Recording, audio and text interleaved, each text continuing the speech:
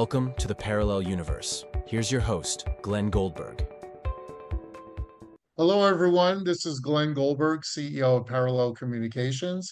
I want to welcome you to the latest installment of the Parallel Universe, where we talk with the technology industry's leading influencers.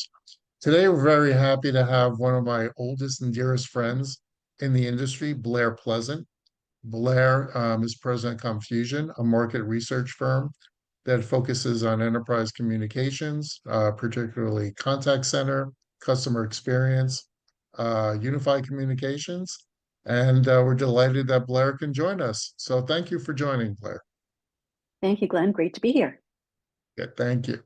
So tell us a little bit about your journey, how you became an industry analyst, because as far as I've worked with you, probably 20 years or so, all I've known you really is president of Confusion.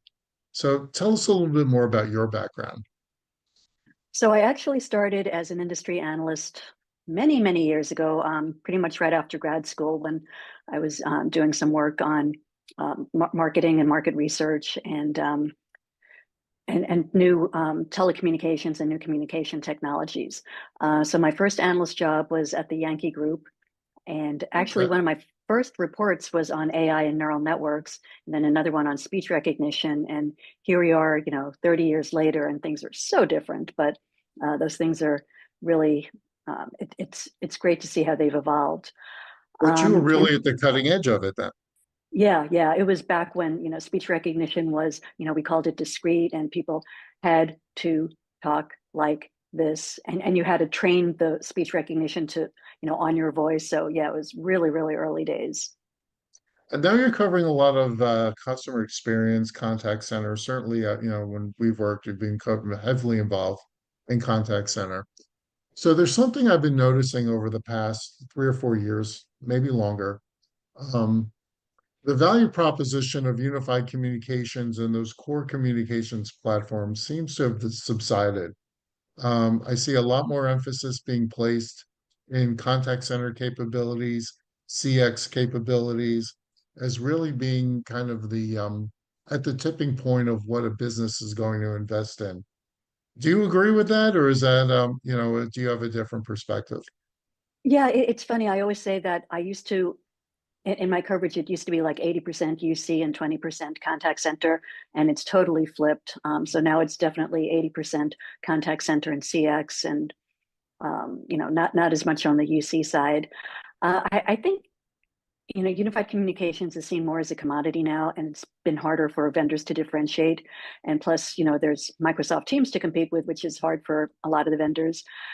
So we're seeing a lot of the companies focusing on contact center, customer experience, and businesses, enterprises are really, they understand the value of the customer experience. So there's a lot more interest, from the end user side. And Glenn, one thing that I focused on for many years is the integration of unified communications and contact center, and that's become more and more important with so many vendors offering integrated solutions.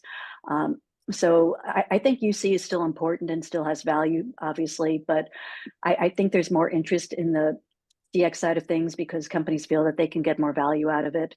And then the integration of UC and CC is definitely a hot topic.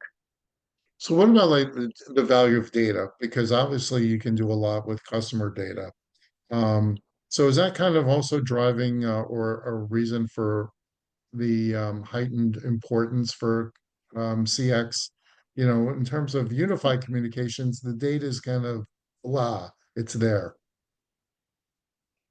Yeah, I think companies realize that there's so much information that they have, and they don't even know what to do with it. And being able to access that customer data and do actionable insights, and being able to take action on that data and actually do something with it to help serve your customers better has definitely been at the forefront. But yeah, data on the UC side, there's just not, you can spot trends, and you can identify where there are issues, but the data is really coming from the contact center side and what customers are saying and doing, and then that's being used throughout the organization.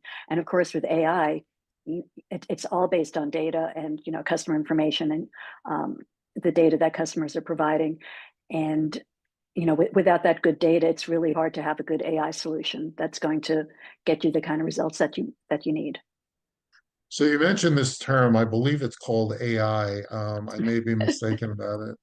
I was at Mobile World Congress. We're going to Enterprise Connect next week.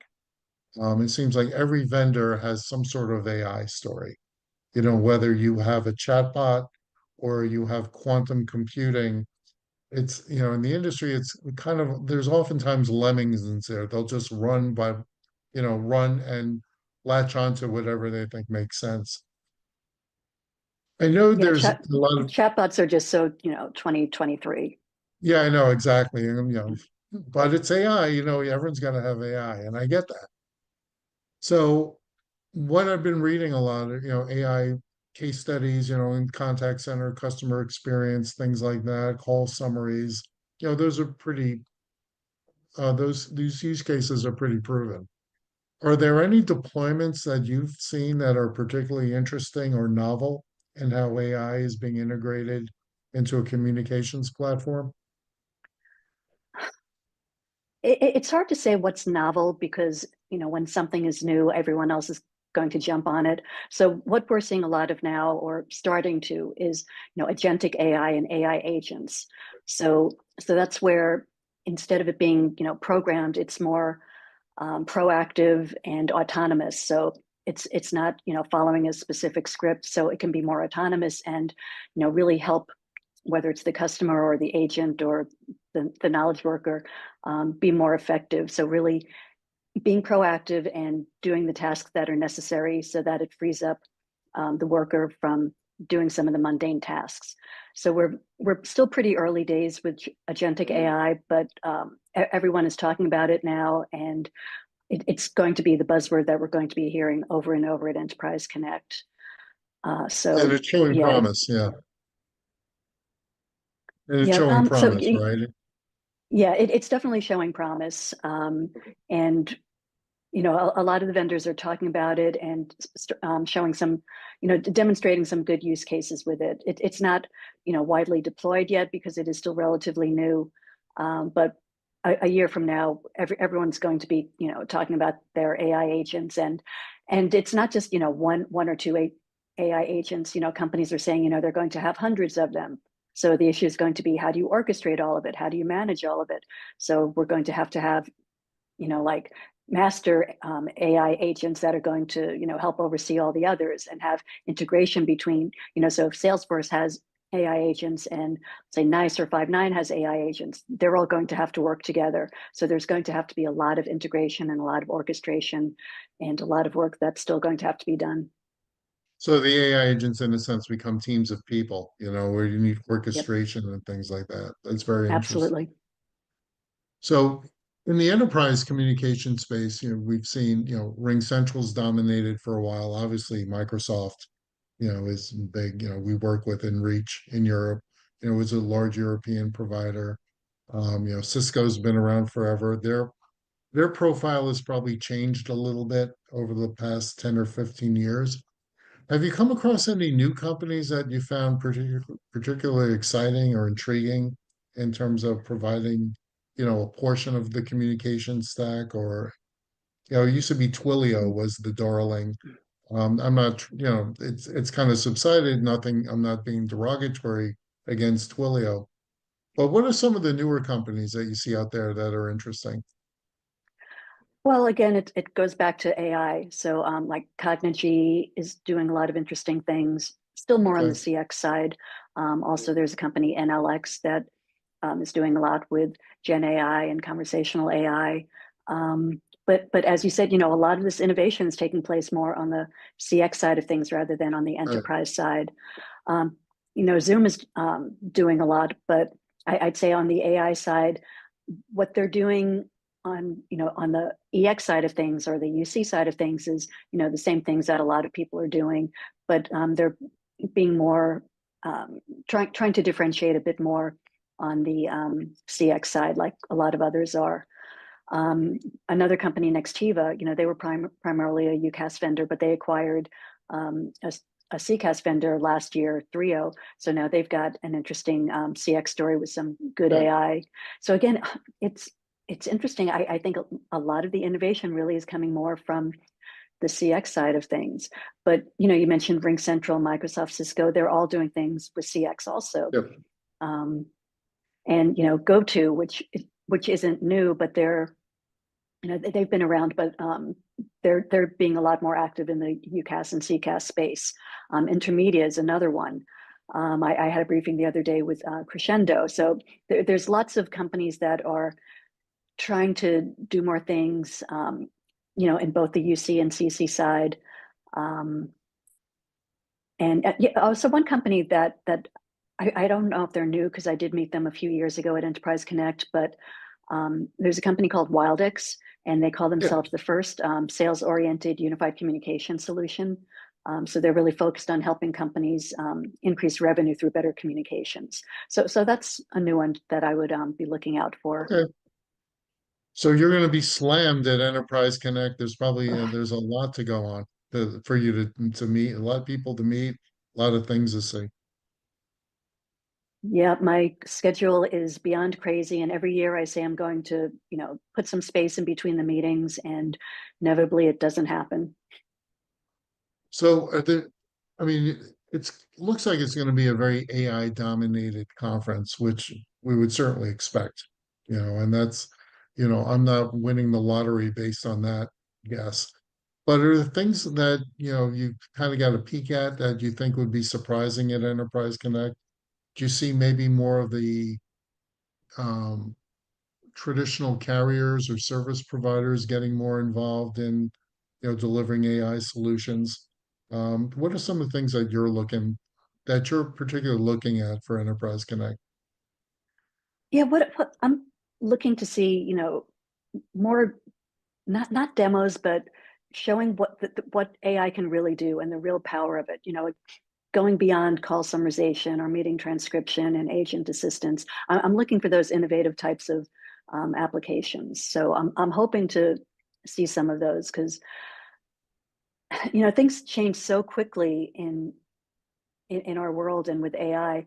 So it's funny to think that call summarization is just mundane now. When 2 years ago it was the hot thing. Okay, So yeah, so I am looking to see some innovative use cases that go beyond what everybody's been doing. okay, So whether it's with insights and analytics or more proactive outreach types of things. And again, like I said, AI agents and agentic AI is going to be really big. So I'd like to see what vendors are doing in that area. okay. Well, speaking of innovation, I know that you're a big Beatles fan. And I like the Beatles, and I certainly respect the Beatles, but you have a passion for the Beatles that certainly surpasses mine. So I'm just curious if you had to give me three symbolic songs for you for the Beatles that represent who the Beatles are. What are three songs at the top of your head that you would come up Wow. Well, so that's different than which are my favorites. with? Right. Okay.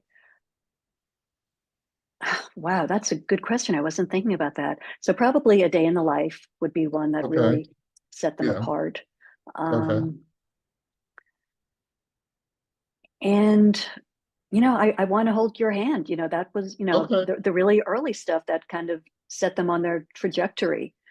Mhm. Um, and then probably some of the things on the White Album when they started, being a bit more creative. So, Strawberry Fields and Magical Mystery Tour and things like that. And then there's, some of the stuff with the sitar, when George started playing with the sitar, so on Norwegian Wood. So really, when they started experimenting a bit more. Um, Okay. Okay. So my three songs, if I had to go to someone, then to me, my version of the Beatles, if I want to introduce them to someone else, let's say some bot that just came, some AI bot, I would go with Norwegian Wood. I would go with probably I saw her standing there. And the other one is The Night Before. So I to love me, that those are song. like yeah, the most quintessential Beatles songs. And I think about this stuff way too much. Like I like Sergeant Pepper's, Sergeant Pepper's Lonely Hearts Club Band. Great album. I'm a huge prog fan, as I think I mentioned to you, and that kind of put the wheels of progressive rock in motion. When I look at it in the Beatles catalog, I could say, all right, that's really when they started to change, drastically. Maybe you can say, Rubber Soul Revolver before then. Exactly. But to me, that was definitely moving down the path. And it could be that's where the Beatles kind of jumped the shark a little bit. Because after that, you did Magical Mystery Tour, you got, Let It Be, the White Album, stuff was very different, late 60s, early 70s than mid 60s or so. Yeah. So, but anyway, it's always, so what are your favorite songs, Blair? It's probably really difficult considering it's the Beatles. Yeah. So I'd say my favorite albums are Rubber Soul and Revolver. And my favorite songs, I love I've Just Seen a Face. That Okay. just always makes me happy. And one that I love that isn't as well known is And Your Bird Can Sing. You just don't Okay. hear that one as often, but it's just such a fun song. Okay. And my wedding song was Here, There, Everywhere. So, of course, that's one of my favorites. Okay. Um, but yeah, just Okay. so many. So last question. I'm fascinated by, that whole time in the 60s and with the Beatles. So were you a fan of the other British invasion bands, or was it pretty much the Beatles and that was it? Like the Stones or the Who Yeah. or I definitely loved them all. In fact, the first major concert that I saw, like at Madison Square Garden, was Led Zeppelin, oh, okay. long, long time ago. So But yeah, they're the love the Who. generation after the Beatles, yeah. Yeah. But Okay. yeah, love the Stones, love the Who. But I definitely love like the earlier, you know, Beatle era type stuff a bit more. That just the energy there is through the roof. Hmm. And the fact that two people can write all that great music is just insane. Well, and Yeah. then George did some really good writing a bit later Mhm. on. I mean, he Right. had always written some songs, but he was only allowed one per album. So Yeah. then when they broke up and he was able to do his own thing, he had, such a collection of songs. Have you ever met Sir Paul or anyone, Blair? No, and that's my number one bucket list. All right. We'll have to Yeah, see if we can make that happen somehow. if anyone can help that happen, can help make that happen, my absolute number one bucket list item is to meet Paul and say thank you. Okay. All right. Well, Blair, thanks so much for joining the Parallel Universe. This is excellent. Appreciate your time. And everyone, make sure you see Blair at Enterprise Connect. And where can people find you online? Online, I'm on LinkedIn. And I'm on X, but not as much as I used to be, but definitely LinkedIn, Blair Pleasant. And also, you can go to BC Strategies and see some of my articles and podcasts and things like that. And I also write on No Jitter. And yeah, I'm pretty much out there. Absolutely. All right. Well, Blair, thank you so much. And we'll see you in Orlando. Okay, thanks, Glenn. Bye bye.